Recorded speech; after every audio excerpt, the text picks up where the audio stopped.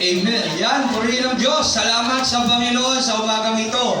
Magandang umaga sa ating lahat. Okay? Masarap ba yung champurado, mga bata? Tumatagan tayo sa magot eh. No? Mga bata, okay lang ba kayo dyan? Okay, makain lang kayo ng tahimik habang kami naman ngayon ay nag-aaral ng salita ng Panginoon. Amen? Amen po ba mga matatanda? Matatanda parang pakipakinggan eh. God is good. All the time God is good. Bakit ang Diyos ay mabuti? Kaya sa umagang ito, pag-aralan natin ang kabutihan ng Diyos sa atin. Amen? Kasi God is good. All the time God is good. Ang Diyos ay mabuti. Pero bago yun, bakit ba ang Diyos ay mabuti? O sa ating kaalaman, sa ating mga sa ating buhay, bakit ang Diyos ay mabuti?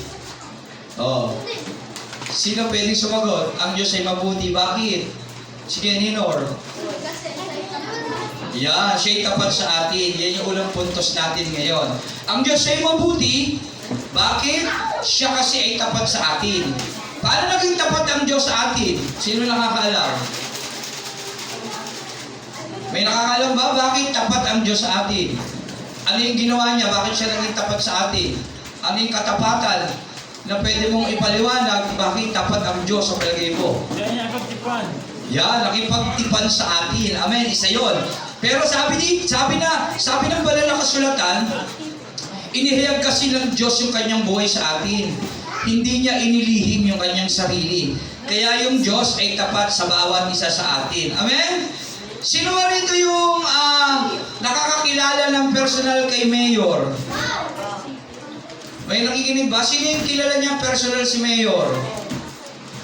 Meron ba ditong tao na pinuntahan ni Mayor sa kanyang tahanan? Taas kamay. Wala. Sino ba yung pinuntahan ni Presidente sa kanyang tahanan? Meron ba? Wala. Bakit kaya sa tingin nyo hindi pupunta si Presidente sa tahanan natin? Hindi kilala. Hindi tayo kilala. At saka pangalawa, hindi tayo niya kalibel. Tama? Ganon din si Mayor. At yung iba pang mga artista. Amen? Tama ba? Pero ang Diyos, nagpakilala mismo siya sa atin. Hindi tayo ang humanap sa Kanya. Siya mismo ang humanap sa atin. Amen? Tama po ba? Sino rito yung hinanap ang Diyos? Taas kamay, hinanap niya yung Diyos. Wala naganap sa atin sa Diyos. Kaya nga sabi ng Roma 3:11, walang naghahanap sa Diyos.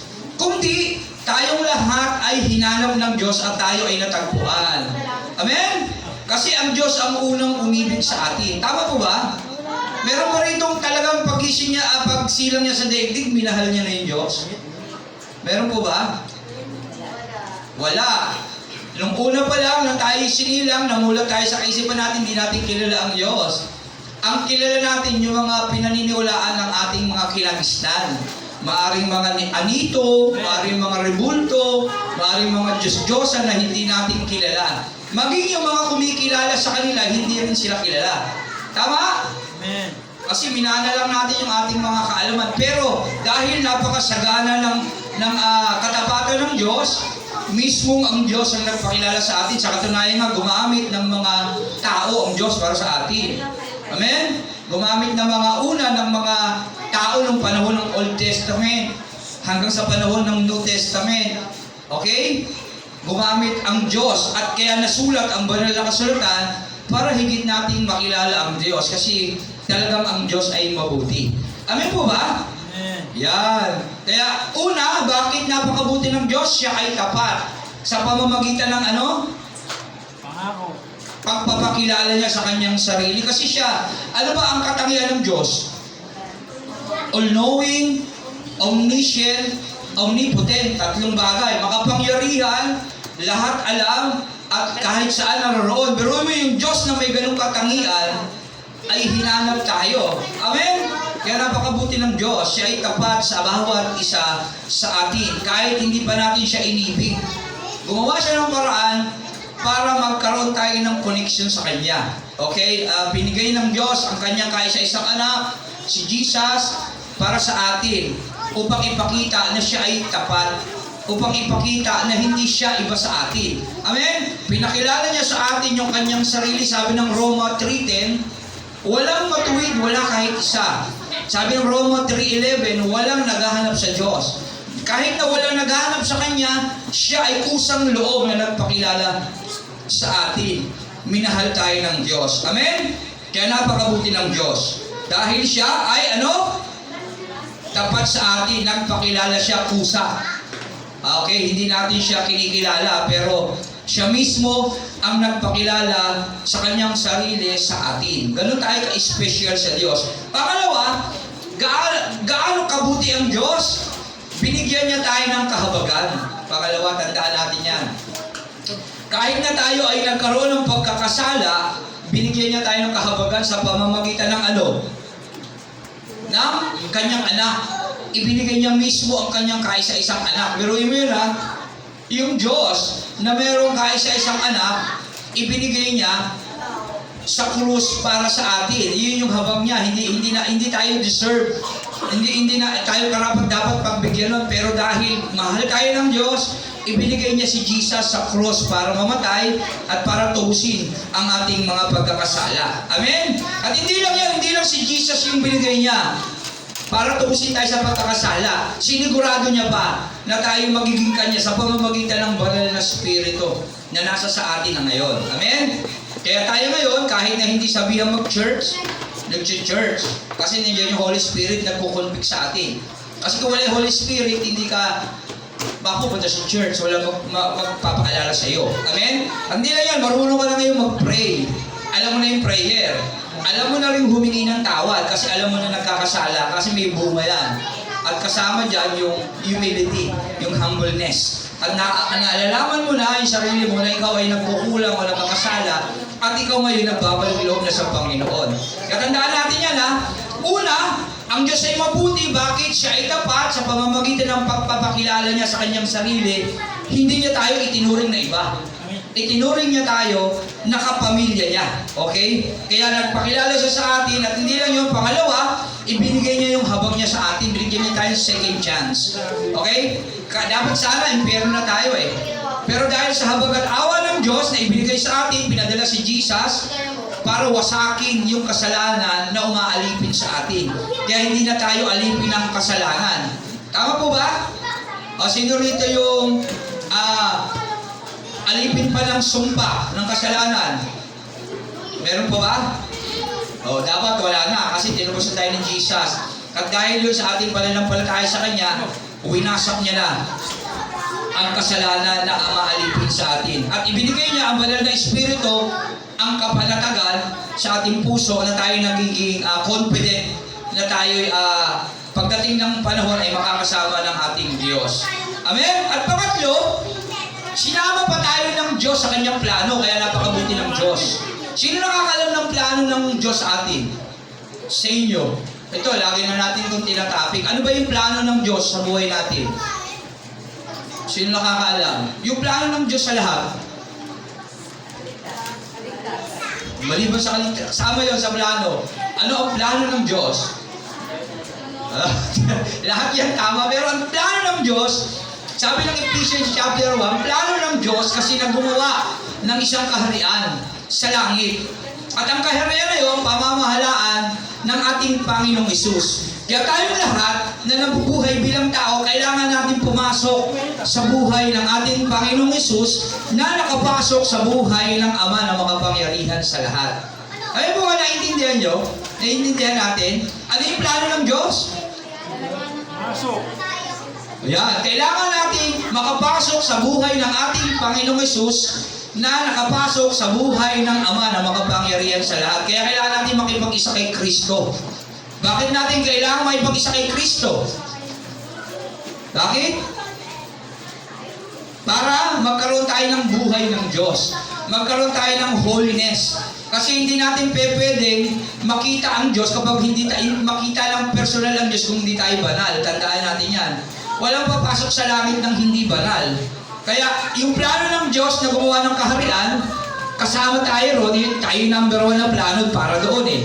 Ngayon, paano ka papasok sa langit kung hindi ka banal? Kaya kailangan mo si Jesus na magpapabanal sa iyo.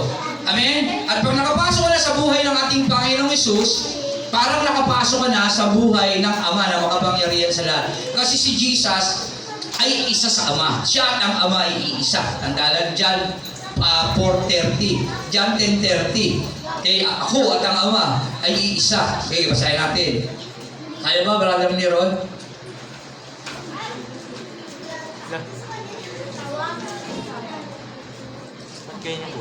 John 10:30.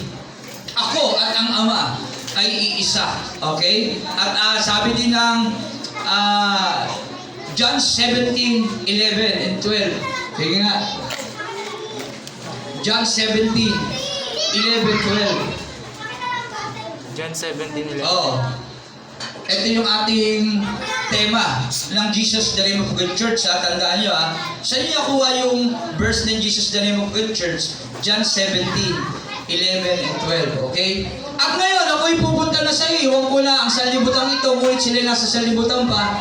Among banal, ingatan mo po sila sa pamamagitan ng kapangyarihan ng iyong pangalan. Ang pangalang ibinigay mo sa akin, kung paanong ikaw at ako ay isa, gayon din naman sila ay maging isa. Okay? Tama po ba? Sapagkat ang Diyos, si Jesus at ang Ama ay isa. At para naman tayong lahat ay maging isa, kailangan natin ang ating Panginoong Hesus. Amen? Malinaw po ba? Nawa, naiintindihan natin yung ating inaaral. Okay? Para alam natin itong ibahagi sa iba. Amen? Tama po ba? Okay, ano pa? Kasama kasi tayo ng Diyos sa kanyang plano at tayo yung number 1 kung bakit napaplano ang Diyos na pagdating ng araw ay tayo ay kanyang kukunin. Ang purpose ng buhay natin ay para sambahin, parangalan ng Diyos na walang humpay. Kaya, nasa atin, kung tatanggapin natin yung buhay na masagana at ganap na inaalok ng Diyos sa atin. Amen? Kasi kasama yun sa plano ng Diyos para sa atin. Amen? Tama po ba? Okay, bukas na yung salita ng Diyos. Pagkano pala, medyo planuhin natin. Yung ganitong senaryo, medyo magulo pala pagka ganito. Bakit mo lang mag-aral kapag kumakain? Amen? Kaya, next time, pag-aralan natin, agahan natin sa mga siya si Mikay. Na wala, dapat na-consistent tayo sa oras. Okay, tandaan natin yan.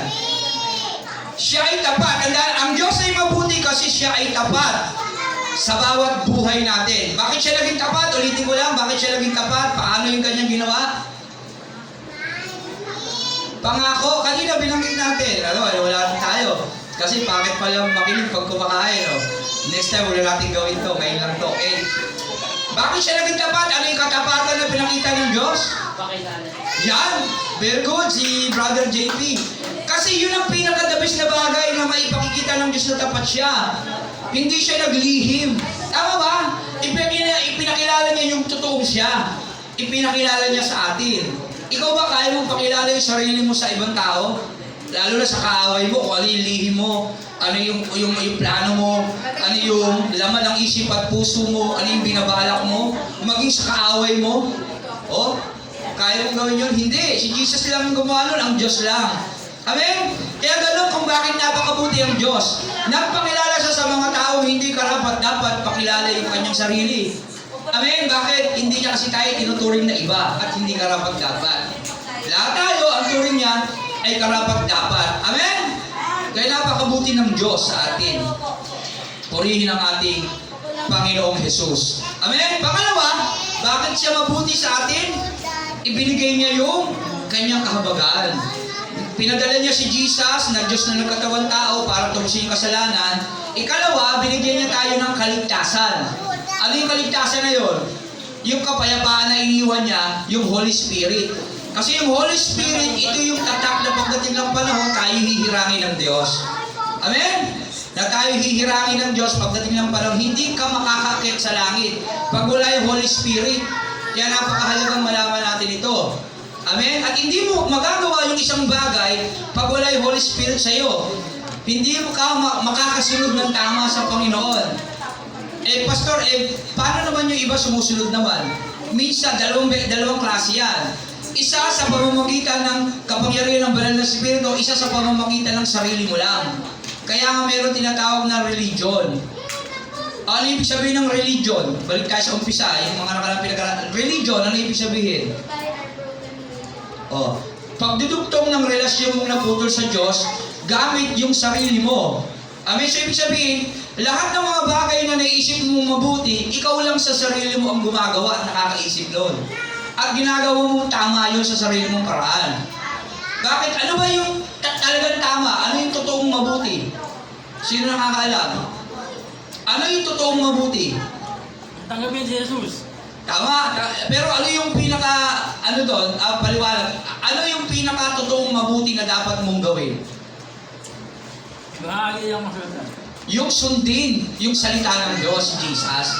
Tama ba? Kaya kahit na 1,000,000 kabutihan ang gawin mo, kung wala sa banal na kasulatan, mali yun sa mata ng Diyos.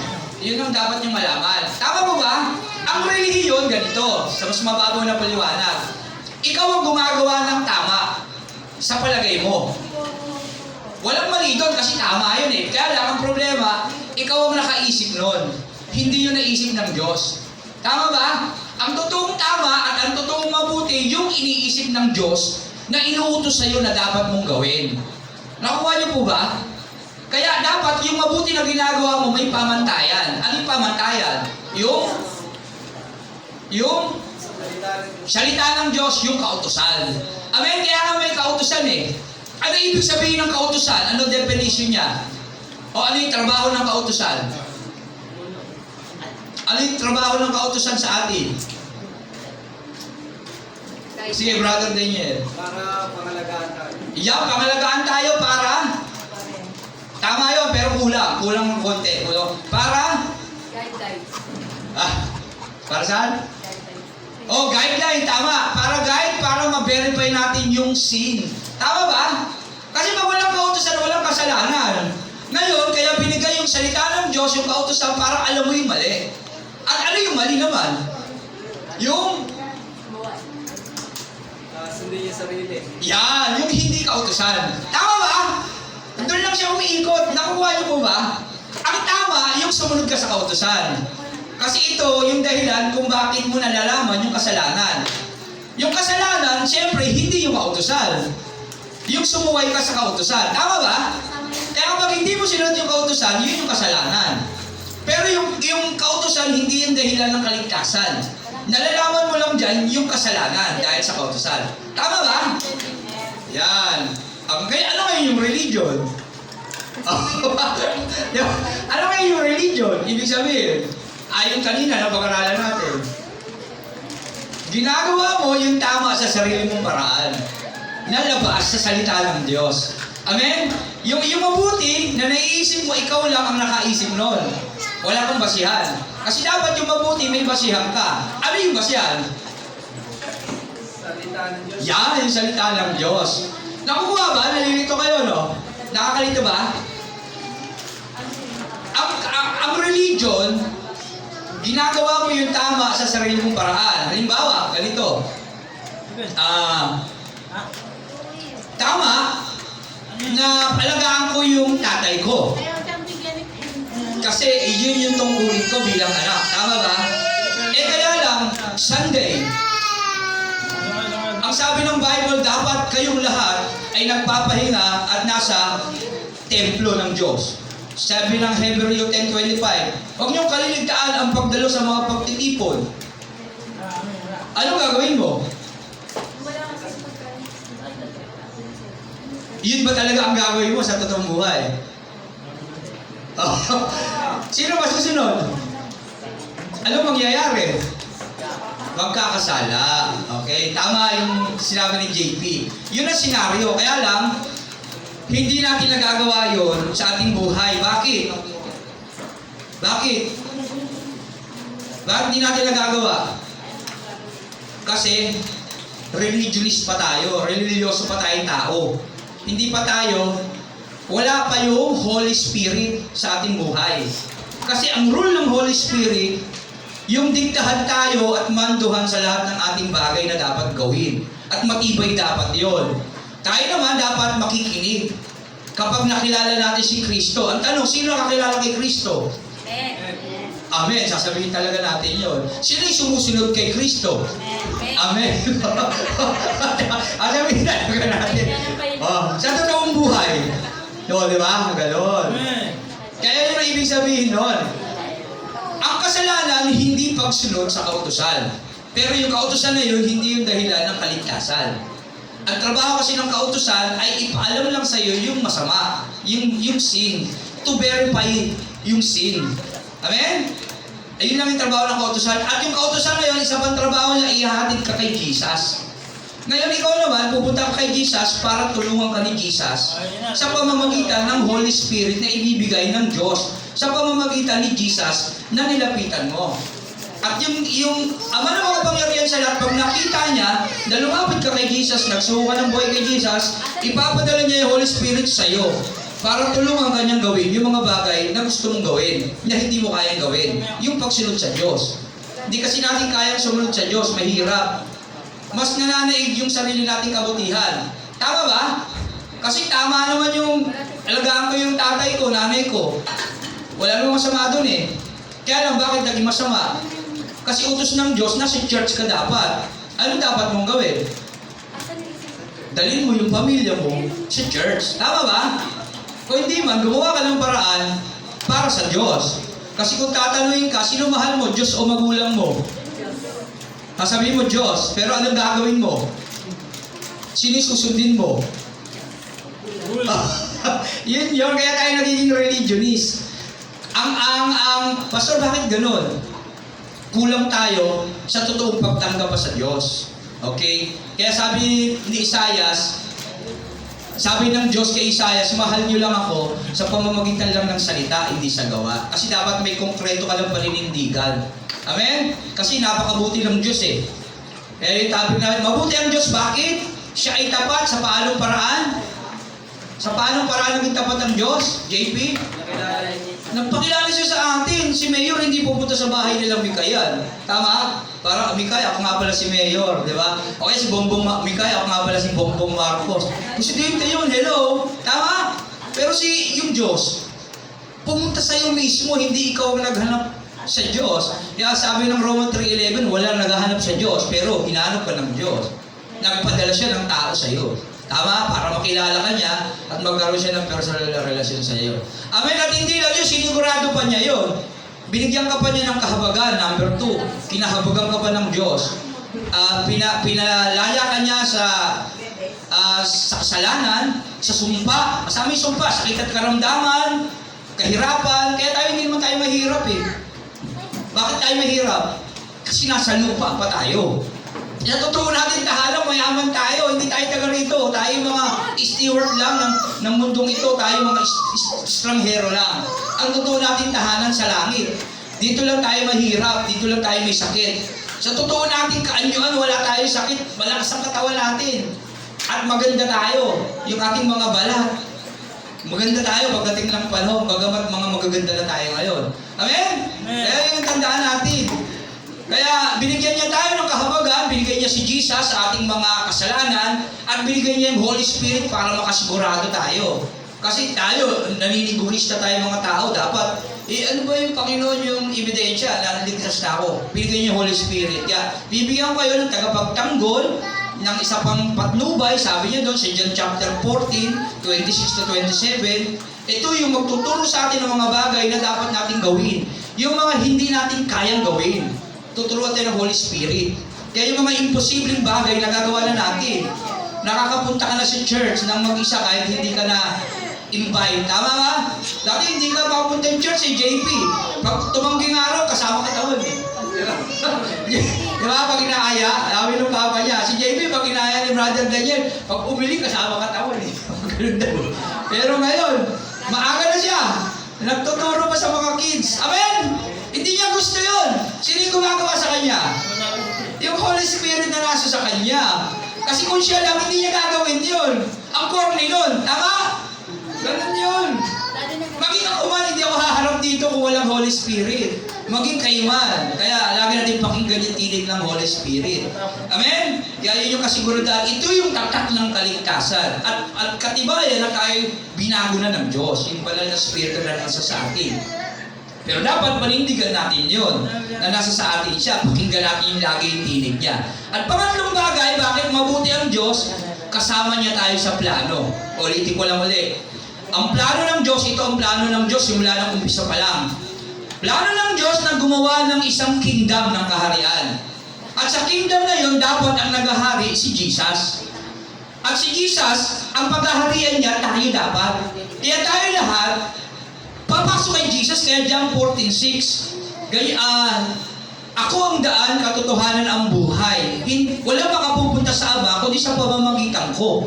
Kaya lahat ng tao dapat papasok kay Jesus kasi hindi ka pwedeng umarap sa Ama, hindi ka kasi banal. Tama ba? O sino rito yung banal? Simula pinanganak, hindi nagkasala. Pag may nagsabi, ang tawag doon, religionist person. Okay? Kaya kailangan lahat magpapakumbaba, sabi ng Pilipos, lahat ng tuhod, luluhod, si Kristo ang Panginoon. Pag ginawa mo yun, makakapasok ka sa buhay ni Kristo at yun ay pagkakataon mong makapasok sa buhay ng Diyos kasi siya at ang Ama ay iisa. Amen po ba? Nakuha po? Plano ng Diyos na gumawa ng kingdom ng kaharian sa langit na paghaharian ng ating Panginoong Hesus na pinaghaharian ng Diyos na makapangyarihan sa lahat. Yung Ama na makapangyarihan sa lahat. Amen? Nakuha po ba? Amen. Kaya lahat tayo dapat papasok kay Jesus Christ. Para bigay ng yung banal na spirito para tayo maging bago.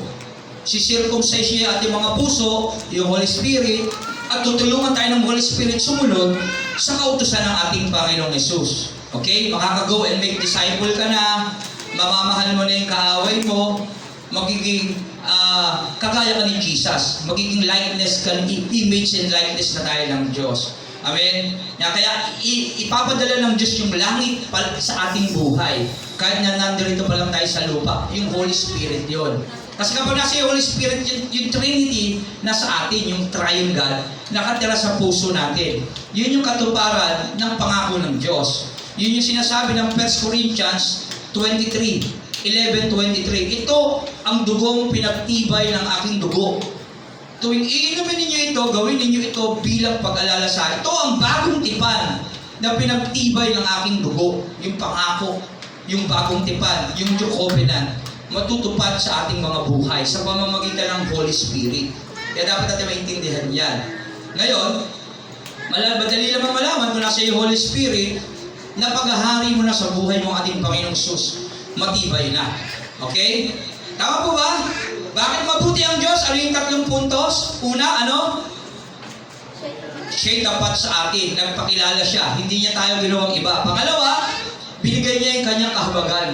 Binigay niya si Jesus sa kanyang anak at binigay niya pa yung banal na spirito, yung third person ng Trinity para makasigurado tayo sa kaligtasang meron tayo.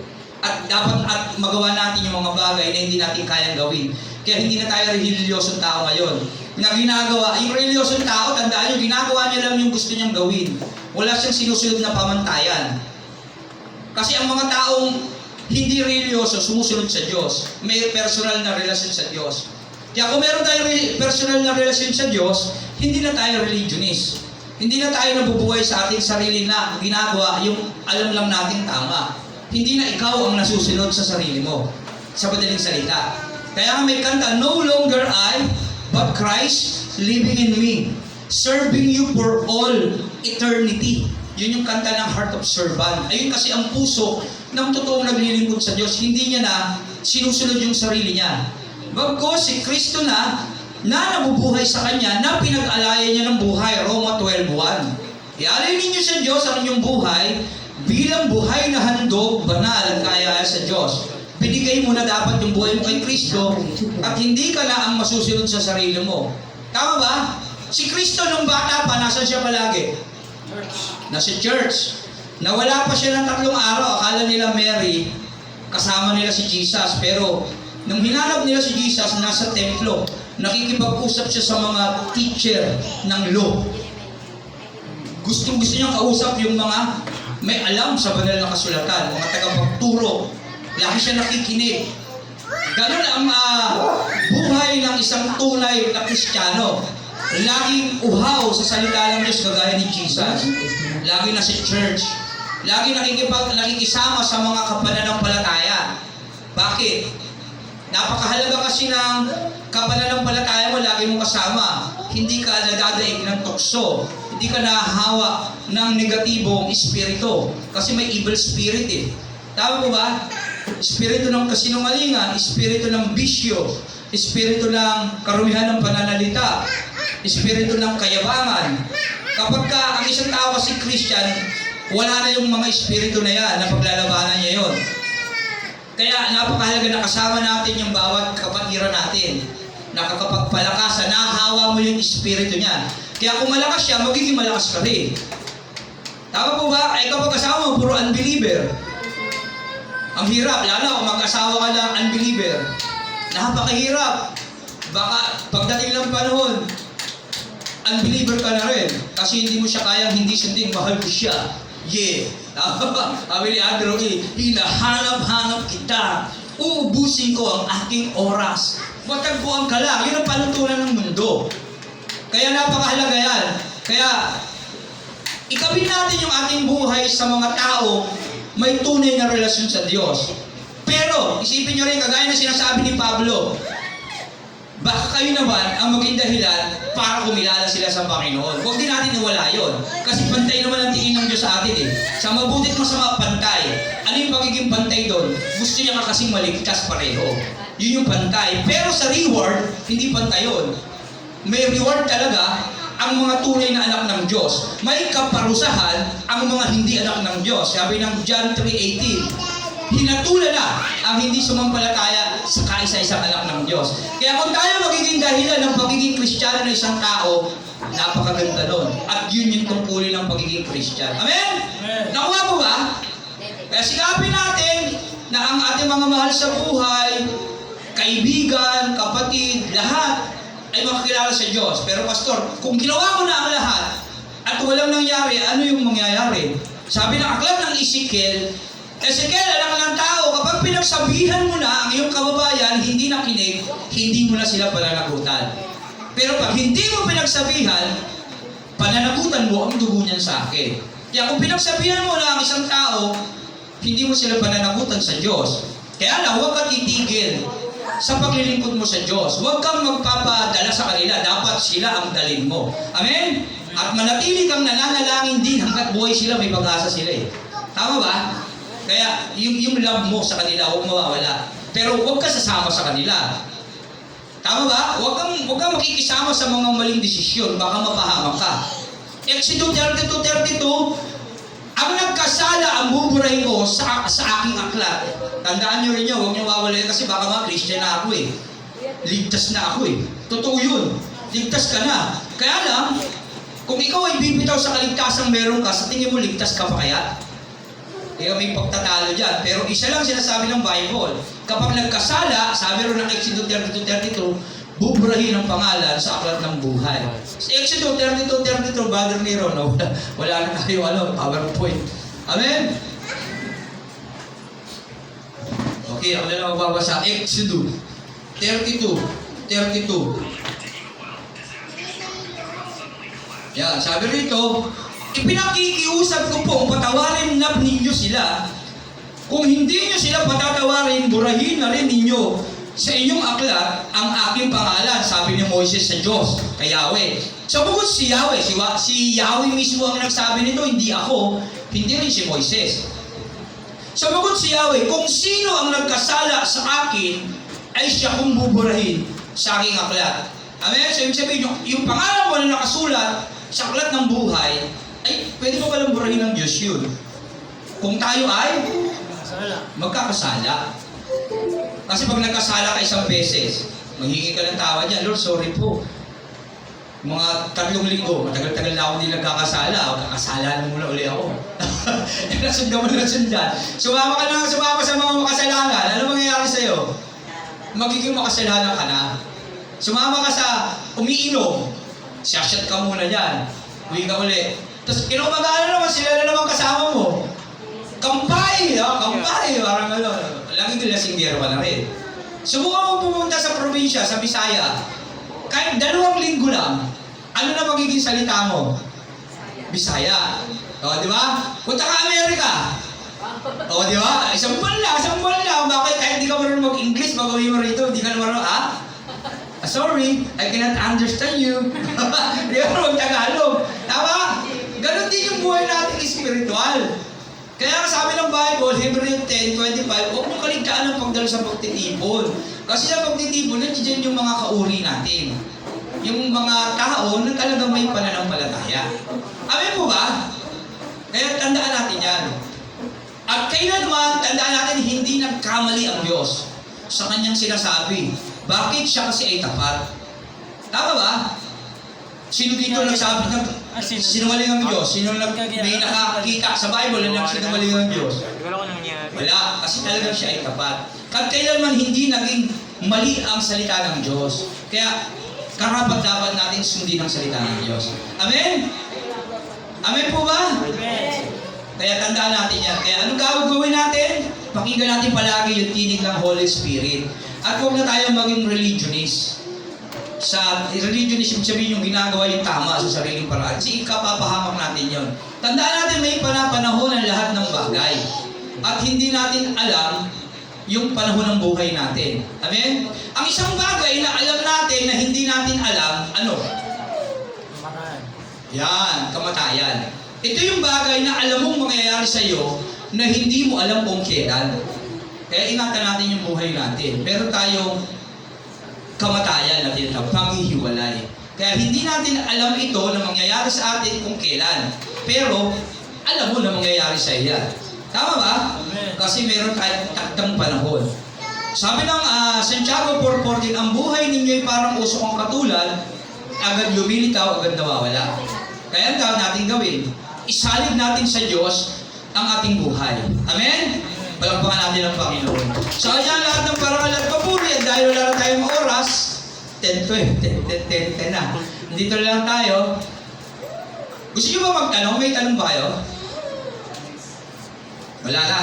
Kasi hahaba pa no? Sige tayo mag-pray. Lord, salamat po sa iyong salita na aming napakinggan at nawa, mas mahabang oras pa kami makapag-aral sa iyo.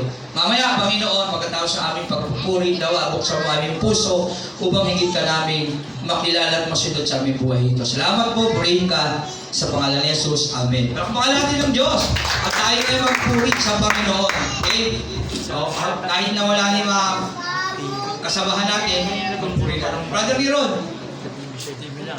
sige na.